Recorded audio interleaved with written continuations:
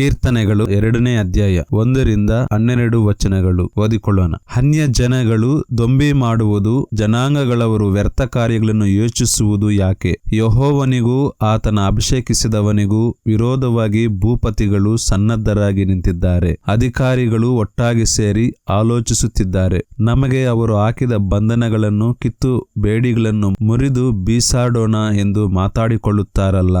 ಪರಲೋಕದಲ್ಲಿ ಆಸನಾರೂಢನಾಗಿರುವಾತನು ಅದಕ್ಕೆ ನಗುವನು. ಕರ್ತನು ಅವರನ್ನು ಪರಿಹಾಸ್ಯ ಮಾಡುವನು. ಅನಂತರ ಆತನು ಸಿಟ್ಟಾಗಿ, ನಾನು ನೇಮಿಸಿದ ಅರಸನನ್ನು ಚಿಯೋನೆಂಬ ನನ್ನ ಪರಿಶುದ್ಧ ಪರ್ವತದಲ್ಲಿಯೇ ಸ್ಥಾಪಿಸಿದ್ದಾಯಿತು ಎಂದು ಹೇಳಿ ಕೋಪಾವೇಶದಿಂದ ಅವರನ್ನು ಕಳವಳಗೊಳಿಸುವನು. ನಾನು ಯೆಹೋವನ ಆಜ್ಞೆಯನ್ನು ತಿಳಿಸುತ್ತೇನೆ, ಕೇಳಿರಿ. ಆತನು ನನಗೆ ನೀನು ಮಗನು, ನಾನೇ ಇವತ್ತು ನಿನ್ನನ್ನು ಪಡೆದಿದ್ದೇನೆ.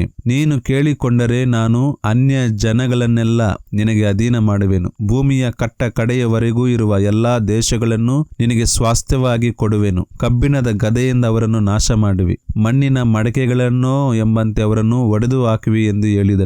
ಆದುದರಿಂದ ಅರಸುಗಳಿರ, ವಿವೇಕಿಗಳಾಗಿರ್ರಿ, ದೇಶಾಧಿಪತಿಗಳಿರ, ಬುದ್ಧಿಮಾತುಗಳಿಗೆ ಕಿವಿಗೊಡಿರಿ. ಯೆಹೋವನನ್ನು ಭಯಭಕ್ತಿಯಿಂದ ಸೇವಿಸಿರಿ, ನಡುಗುತ್ತಾ ಉಲ್ಲಾಸ ಪಡಿರಿ. ಆತನ ಮಗನಿಗೆ ಮುದ್ದಿಡಿರಿ, ಇಲ್ಲವಾದರೆ ಆತನ ಕೋಪವು ಬೇಗನೆ ಪ್ರಜ್ವಲಿಸಲು ನೀವು ದಾರಿಯಲ್ಲೇ ನಾಶವಾದಿರಿ.